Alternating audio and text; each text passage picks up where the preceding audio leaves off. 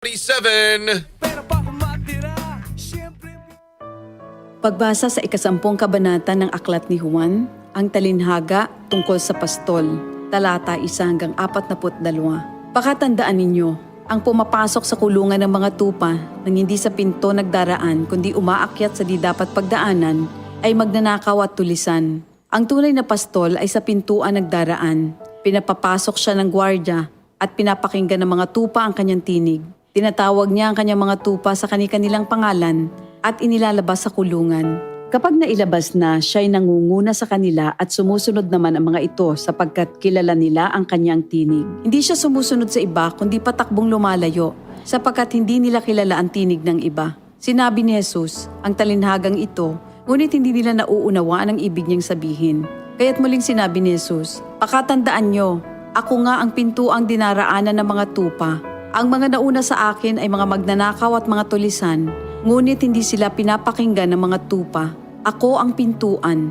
Ang sinumang pumapasok sa pamamagitan ko ay maliligtas. Papasok siya't lalabas at makakatagpo ng pastulan. Dumarating ang magnanakaw para lamang magnakaw, pumatay at manira. Naparito ako upang ang mga tupa ay magkaroon ng buhay, ng isang buhay na masagana at ganap. Ako ang mabuting pastol. Iniaalay ng mabuting pastol ang kanyang buhay para sa mga tupa. Ang bayaran ay tumatakas kapag may dumarating na asong gubat. Iniiwan niya mga tupa palibhas ay hindi siya pastol at hindi kanya ang mga ito.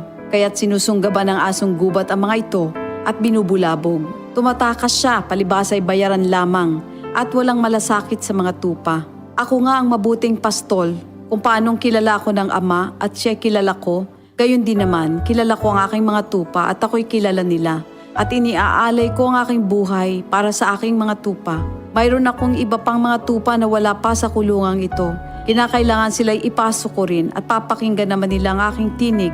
Sa gayon magiging isa na lamang ang kawan at isa ang pastol. Dahil dito'y minamahal ako ng Ama sapagkat iniaalay ko ang aking buhay upang ito'y kunin kong muli. Walang makakakuha ng aking buhay kusa ko itong ibinibigay. Mayroon akong kapangyarihang ibigay ito at kuning muli. Ito ang utos na tinanggap ko sa aking Ama. Dahil sa mga pananalitang ito, hindi na naman nagkaisa ng palagay ang mga Hudyo.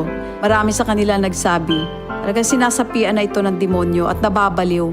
Bakit ba kayo nakikinig sa kanya? Sinabi naman ng iba, hindi nakakapagsalita ng gano'n ng isang sinasapian ng demonyo. Nakakapagpagaling ba ng bulag ang demonyo? Taglamig na noon at kasalukuyang ipinagdiriwang sa Jerusalem ang pista ng pagtatalaga ng templo. At habang naglalakad si Jesus sa templo, sa portiko ni Solomon, pinaligiran siya ng mga Hudyo at sinabi sa kanya, hanggang kailan mo ba kami ilalagay sa alanganin? Kung ikaw nga ang Kristo, sabihin mo na ng tuwiran. At sumagot si Jesus, sinabi ko na sa inyo, ngunit ayaw ninyong maniwala. Ang mga ginagawa ko sa pangalan ng aking Ama ay nagpapatotoo tungkol sa akin. Ngunit ayaw ninyong maniwala sapagkat hindi kayo kabilang sa aking mga tupa. Nakikinig sa akin ang aking mga tupa. Nakikilala ko sila. Sumusunod sila sa akin. Binibigyan ko sila ng buhay na walang hanggan. Kailan may hindi sila mapapahamak at hindi sila maaagaw sa akin ninuman. Ang aking Ama na siyang nagbigay sa kanila, sa akin, ay lalong dakila sa lahat at hindi sila maaagaw ninuman sa aking Ama. Ako at ang Ama ay iisa. Ang mga pinuno ng mga Hudyo muling dumampot ng bato upang batuhin siya. Kaya't sinabi sa kanila ni Jesus, marami akong mabubuting gawang ipinakita sa inyo mula sa Ama.